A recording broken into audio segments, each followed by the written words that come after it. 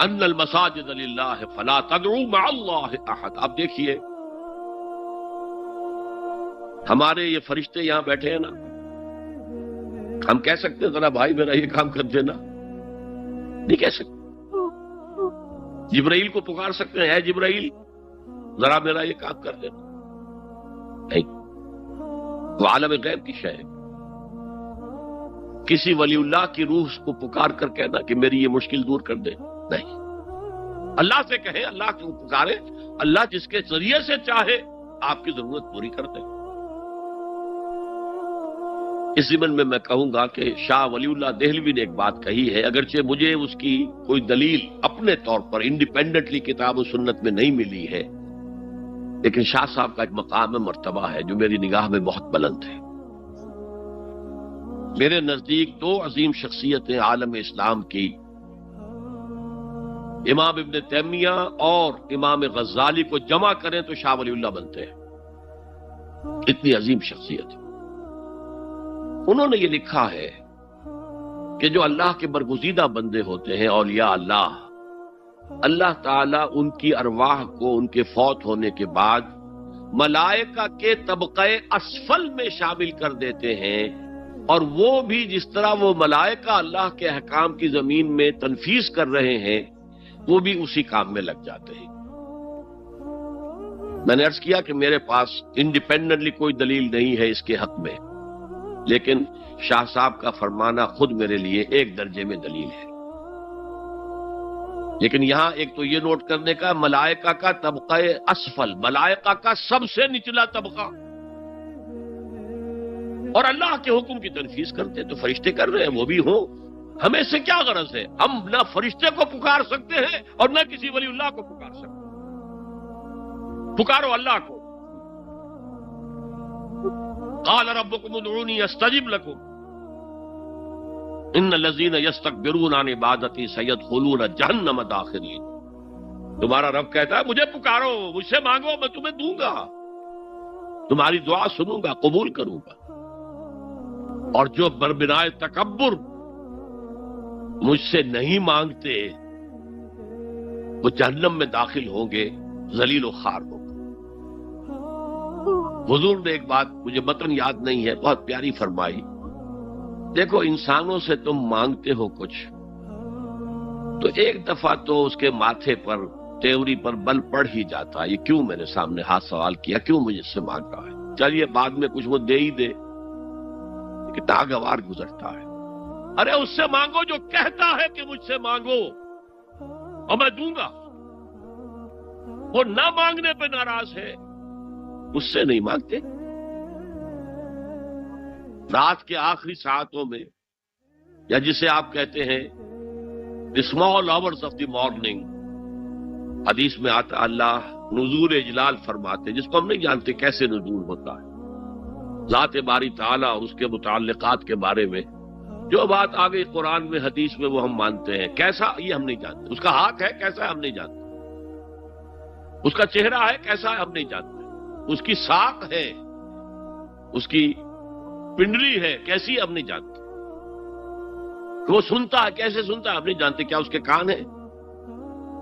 کیا اسے بھی ساؤنڈ ویوز کی ضرورت ہے سننے کے لیے؟ وہ دیکھتا ہے کیسے دیکھتا ہے ہم نہیں جانتے. وہ اترتا ہے کیسے اترتا ہے ہم نہیں جانتے. جو قرآن میں آ گیا، حدیث میں آ گیا، مان لیجئے بس. باقی یہ متشابہات میں سے ہے، اس کی کھود کرید میں پڑو گے تو فتنے میں مبتلا ہو جاؤ. ابتغاء الفتنۃ وابتغاء تاویلہ. لہذا حدیث میں آتا ہے کہ رات کی آخری ساعتوں میں اللہ سمائے دنیا تک نزول فرماتے ہیں، اور پھر ندا لگتی ہے حل من سائل فاعطیہ، ہے کوئی سوال کرنے والا، مانگنے والا کہ میں اسے دوں. حل من مستغفر فاغفر لہ، ہے کوئی گناہوں کی معافی چاہنے والا کہ میں اسے معاف کر دوں. ہم انٹا غفیل سو رہے، ہم تو مائل بکرم ہے، کوئی سائل ہی نہیں. راہ دکھلائیں کسے؟ رہنمے منزل ہی نہیں. راہ کسے دکھا؟ اللہ کے راستے پر چلنے کا فیصلہ کرو، اللہ کی راہ میں جہاد کا فیصلہ کرو، پھر اللہ راستہ کھولے گا۔ والذین جاہدوا فینا لنہدینہم سبلنا، وہ لوگ کہ جو ہمارے راستے میں جہاد کریں، محنت کریں، مشقتیں کریں، ہم لازماً ان پر اپنے راستے کھولتے چلے جائیں۔ اور دعا شرک فی الدعا، مانگو صرف اللہ سے، وہ چاہے کسی فرشتے کے ذریعے، چاہے کسی فوت شدہ ولی اللہ کی روح کے ذریعے سے، چاہے کسی کو بھی نہیں، براہ راست اپنے حکم سے، اس کی تو قدرت ہے، جو چاہے کرے، کن فیکون، وہ جیسے بھی ہو وہ آپ کی ضرورت پوری کرے گا۔ وہی ہے جو کہ مشکلات کو حل کرنے والا ہے، وہی ہے کہ رزق دینے والا ہے، وہی ہے جو مرض سے شفا دینے والا ہے۔ پکارو اسی کو، مانگو اسی سے۔ اب آئیے، کچھ مراسم عبودیت ہوتے ہیں، مراسم رسم کہتے ہیں کسی چیز کی ظاہری شکل کو۔ رہ گئی رسم ازاں روح بلالی نہ رہی، فلسفہ رہ گیا تلقین غزالی نہ رہی۔ یہ قرآن کا بھی ہم اسے رسم الخط کہتے ہیں، رسم الخط، اور یہ حضرت عثمان کے زمانے میں فائنل ہوا ہے کہ یہ اس طریقے سے لکھا جائے۔ تو عبدیت کے اظہار کے لیے کچھ رسومات ہیں، جس میں سے ایک پر گفتگو ہو چکی، قنوت، والقانتین والقانتات۔ یہ جو ہے اللہ کے حضور میں چاہے ہاتھ باندھے چاہے ہاتھ کھلے، لیکن ذرا جھک کر گردن میں خم کر کے کھڑے ہونا، یہ نماز کے اندر جو قنوت ہے، یہ قنوت ہے، یہ بھی اپنی عاجزی کا اظہار ہے، عجز اور تذلل۔ وہ جو ابن قیم کی میں نے ڈیفینیشن آپ کو بتائی، العبادت تجمع اصلین، غایت الحب وغایت الذل والخضوع، حد درجے میں اللہ کے سامنے بچ جانا، جھک جانا، گر جانا، رکوع، سجدہ اللہ کے سوا کسی کے لیے نہیں۔ اور اس معاملے میں دین محمدی جو اپنی تکمیل کو پہنچ گیا، الیوم اکملت لکم دینکم واتممت علیکم نعمتی ورضیت لکم الاسلام دینا، حضور کی بعثت سے قبل سجدہ تعظیمی جائز تھا، کسی شخص کی تعظیم کے لیے، اس کی عزت کے لیے اس کے سامنے سجدہ کرنا جائز تھا۔ حضرت یوسف کے سامنے ان کے والدین اور 11 بھائی سجدے میں گر گئے۔ بچپن میں خواب دیکھا تھا اور 40-50 سال بعد اس کی تعبیر بالفعل ایک اس واقعے کے طور پر سامنے آ گئی۔ سجدہ کرنا، جھکنا، سجدہ کرنا، یہ جائز تھا سجدہ تعظیم۔ حضور پر شریعت مکمل، توحید مکمل، اب ہر نوع کا سجدہ حرام مطلق ہے سوائے اللہ کی کسی کو۔ ہمارے مسلمانوں نے بھی اپنے دور ملوکیت میں سجدہ تعظیمی شروع کرا، عدالت کے اندر بادشاہ کے دربار میں جا رہے تو سجدہ، سر جھکا کر رکوع کی حالت میں۔ یا آپ کے پڑوس میں جو حیدرآباد کی ریاست تھی، سلام کیسے کرتے تھے، کتنے جھکتے تھے، اور پھر وہ جھک کر وہ سلام ہو رہے۔ یہ مشرکانہ فعل ہے، مغلیہ دربار میں بھی تھا۔ شیخ احمد سرہندی رحمت اللہ علیہ نے کہا غلط ہے، حرام ہے، جائز نہیں۔ دربار میں شکایت پہنچ گئی، آخر مخبری کرنے والے بھی تھے، حاسد بھی تھے، وَمِن شَرِّ حَاسِدٍ إِذَا حَسَدَ، طلبی ہو گئی، بلایا گیا دربار میں حاضری، اور ایسا اہتمام کیا گیا کہ جب حضرت مجدد آگے آئے بادشاہ تک جانے کے لیے تو درمیان میں ایک دیوار سی حائل کر کے اس میں کھڑکی کھول دی کہ اس میں سے جھک کر گزریں گے نا تو رکوع کسی درجے میں تو ہو جائے گا۔ رکوع بھی سجدے ہی کی ایک شکل ہے، سجدے کا ہاف کہہ لیجئے، لیکن یہ کہ جب آیات سجدہ آتی ہیں قرآن مجید میں، وہ عام نمازوں میں دیکھتا ہوں کہ وہ آیات سجدہ والی آیات پڑھی دی جاتی، حالانکہ ان کی ایک خاص کیفیت ہے۔ تراویح میں تو پڑھی جاتی ہے، لیکن پہلے بتا دیتے ہیں کہ یہ دوسری رکعت میں یا پہلی رکعت میں سجدہ آ رہا ہے تو لوگ تیار ہوتے ہیں۔ رکوع بھی اگر فوراً ہو جائے آیت سجدہ کے بعد تو اس سے بھی اس سجدے کا حق ادا ہو جاتا۔ بہرحال حضرت شیخ مجدد رحمت اللہ علیہ دربار میں آئے تو اس کھڑکی میں سے پہلے پاؤں گزارے، پھر اپنا سر نکالا، پھر جیل میں ڈال دیا گیا، کوئی پرواہ نہیں۔ حاضر ہوا میں شیخ مجدد کی لحد پر، وہ خاک کے ہے زیر فلک مطلع انوار، گردن نہ جھکی جس کی جہانگیر کے آگے، جس کے نفس گرم سے ہے گرمی احرار، وہ ہند میں سرمایہ ملت کا نگہباں، اللہ نے بر وقت کیا جس کو خبردار۔ دین الہی، دین محمدی کے خاتمے کا اعلان تھا۔ اب بڑے بڑے مولویوں نے یہ اکبر کو سبق پڑھایا تھا، بڑے مولوی، درباری مولوی، انہوں نے سبق پڑھایا تھا۔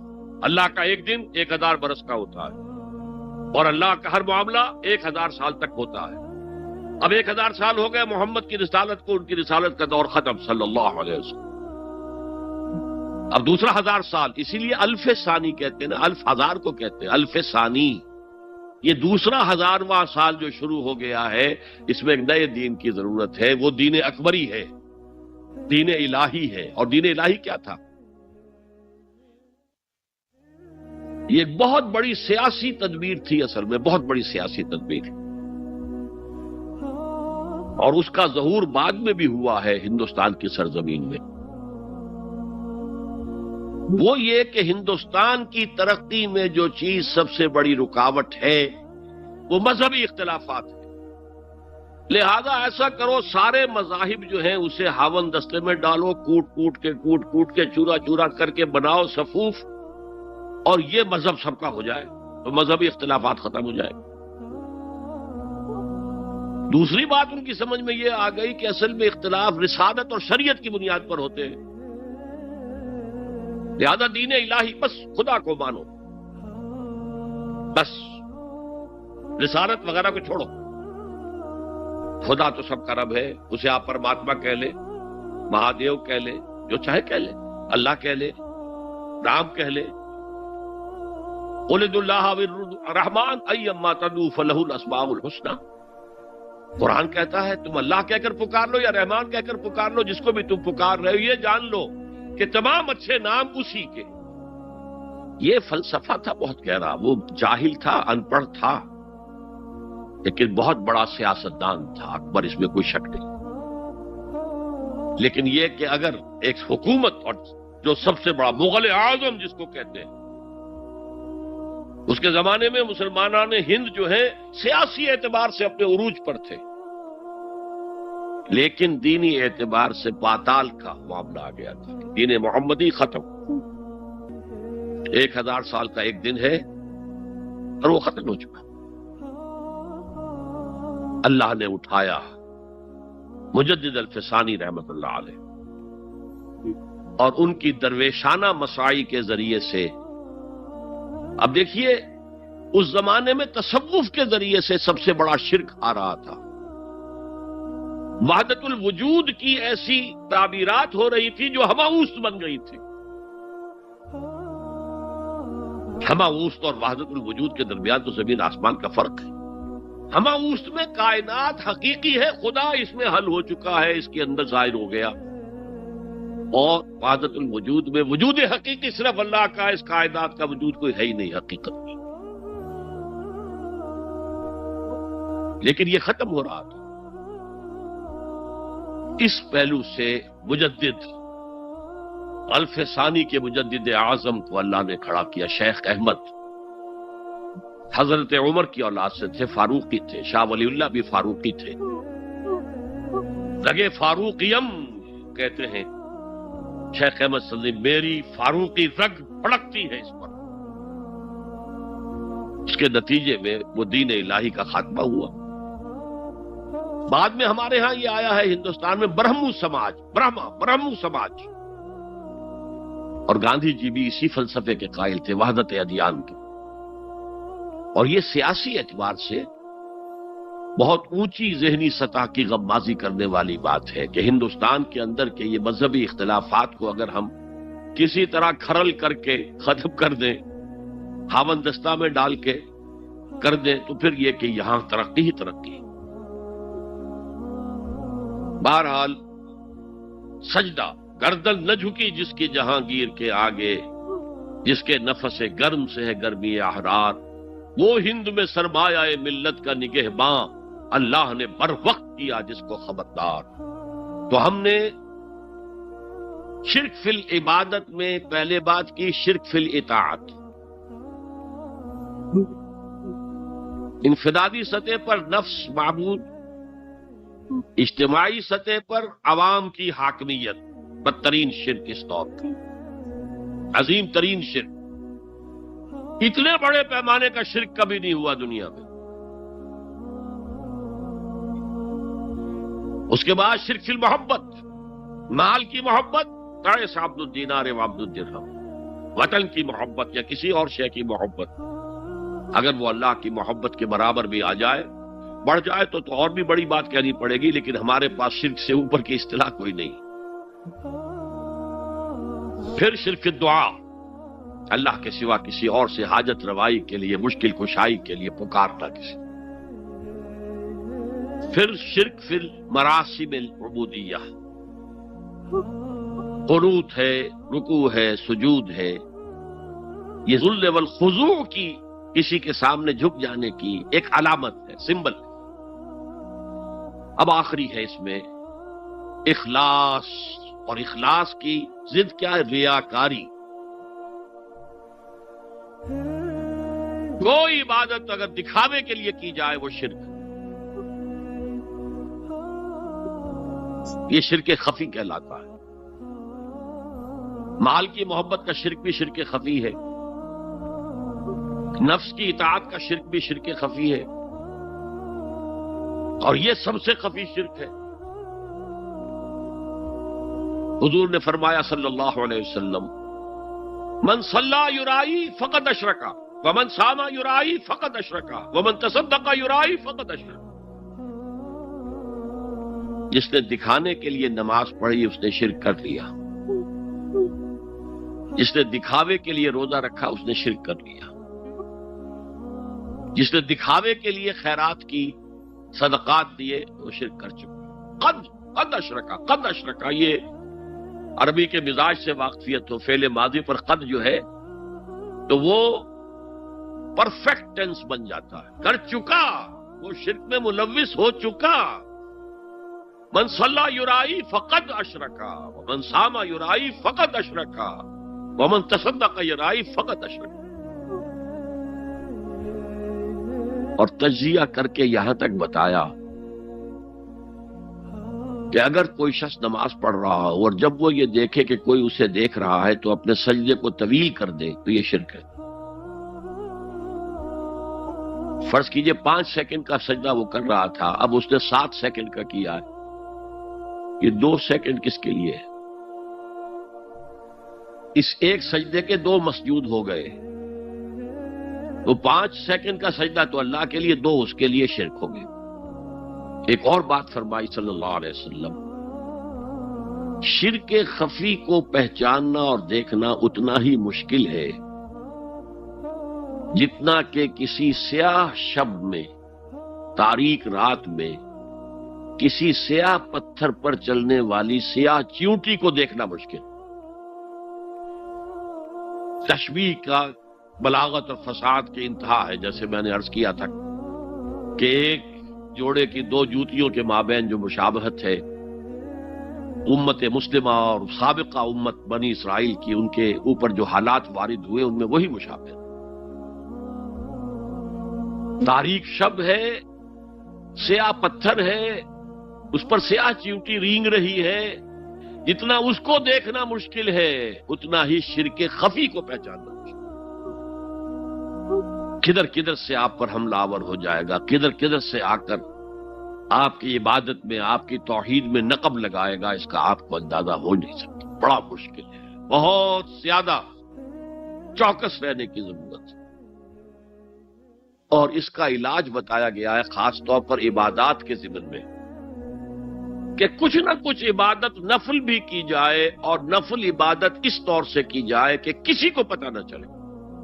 اب ہمارا حال یہ ہو گیا ہے کہ ساری اگر کوئی عشاء کی 17 رکعتیں پڑھتا ہے سب کی سب مسجد میں پڑھتا ہے، حالانکہ صحابہ کے دور میں مسجد تھی فرائض کی ادائیگی،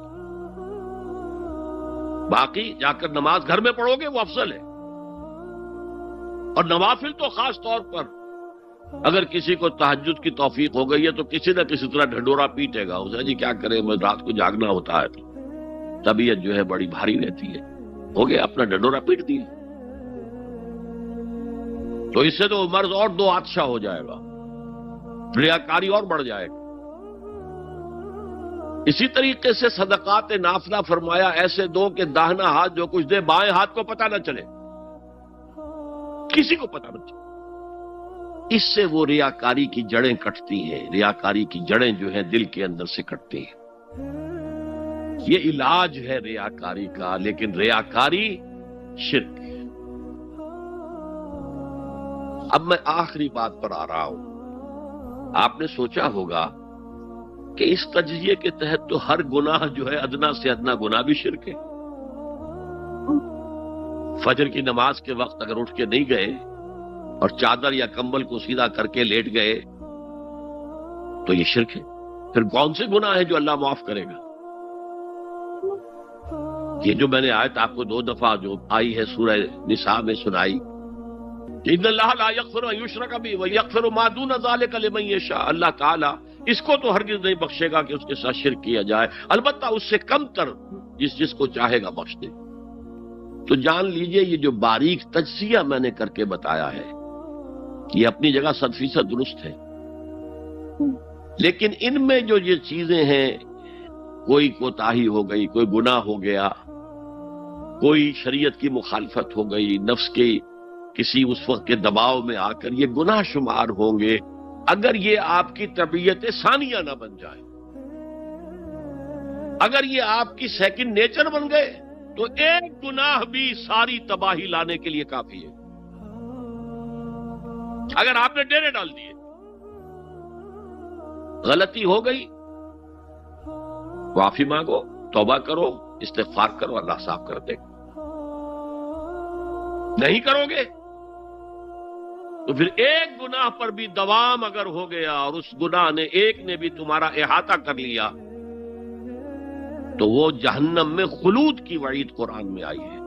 بلا من کسب سیئۃ وَأَحَاطَتْ بِهِ خَطِیئَتُهُ فَأُولَٰئِکَ أَصْحَابُ النَّارِ هُمْ فِیہَا خَالِدُونَ، جو نہیں جس نے کوئی ایک بھی بڑا گناہ، چھوٹا نہیں، یہ چھوٹے چھوٹے گناہ جو ہوتے رہتے ہیں، گناہ کبیرہ لمم جن کو کہا گیا ہے، اس کی اللہ تعالیٰ کے ہاں پکڑ نہیں ہے، بلکہ وضو کرتے ہیں تو ہاتھوں کے اس طرح کے گناہ وہ دھل جاتے ہیں، آنکھوں کے گناہ دھل جاتے ہیں۔ گناہ کبیرہ اگر ایک بھی کریا اور مستقل کیا اور اس پر ڈیرے ڈال دیے اور وہ آپ کا احاطہ کر لے، آج کے دور میں سود کا نظام، سودی کاروبار، وہ تو آپ کا احاطہ کر گیا، آپ کے پورے وجود کا احاطہ کر گیا۔ بھلا من کسب، اور کسبہ کہتے ہیں جان بوجھ کر کرنا، ایک ہے خطا سے ہو گیا، غلطی سے ہو گیا، وقتی طور پر کوئی تحریک ایسی ہو گئی، غلط ماحول میں بیٹھے ہوئے تھے، اس کے زیر اثر کوئی آپ سے بھی غلط حرکت سرزد ہو گئی، کبھی نفس کا جوش کچھ ایسا ہوا کہ آپ مغلوب ہو گئے، ٹھیک ہے، اسینشلی وہ شرک ہے، لیکن یہ شرک گناہ کے درجے میں شمار ہوگا اگر آپ توبہ کر لیتے ہیں، رجوع کرتے ہیں، استغفار کرتے ہیں، اللہ بخشنے والا۔ لیکن اگر ایک گناہ کبیرہ بھی جان بوجھ کر اختیار کر لیا اور اسے مستقل اپنی زندگی کے اندر شامل کر لیا، بلا من کسب سیئۃ وَأَحَاطَتْ بِهِ خَطِیئَتُهُ فَأُولَٰئِکَ أَصْحَابُ النَّارِ هُمْ فِیہَا خَالِدُونَ، تو وہ پھر جہنمی ہیں، آگ والے ہیں اور اس میں ہمیشہ ہمیشہ کے لیے رہنے والے۔ شرک فی ذات کے ضمن میں نے عرض کیا تھا کہ سورہ اخلاص جامع ترین اس کی نفی پر ہے، اور شرک فی صفات کی کامل نفی پر آیت الکرسی ہے۔ آیت الکرسی ایک لمبی آیت، جیسے آیت البر ایک لمبی آیت تھی، اور اس کو حضور نے فرمایا ہے سیدۃ آیات القرآن، پورے قرآن مجید کی آیات کی سردار ہے یہ، اور یہ شرک پھر صفات کے ضمن میں یہ شمشیر قاطع ہے، شمشیر برہان ہے۔ اللہ لا الہ الا ہو الحی القیوم، یہ وہی ہے۔ قل هو اللہ احد اللہ الصمد الحی، اللہ زندہ ہے، لیکن اس کی زندگی کو اپنی زندگی پر قیاس نہ کرنا۔ تمہیں خوراک کی احتیاج ہے، اسے کوئی ضرورت نہیں۔ ما اريد منهم من رزق وما اريد ان يطعمون، مجھے کوئی احتیاج نہیں کہ مجھے کوئی رزق پہنچائیں، رزق دیں، مجھے کھلائیں، مجھے کوئی ضرورت نہیں۔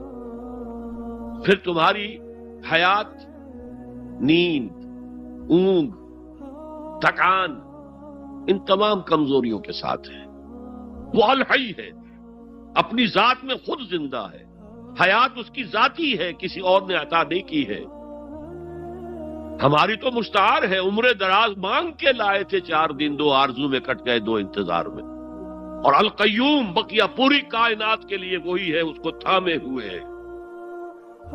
لا تاخذہ سنۃ ولا نوم، الحی، حیات کامل،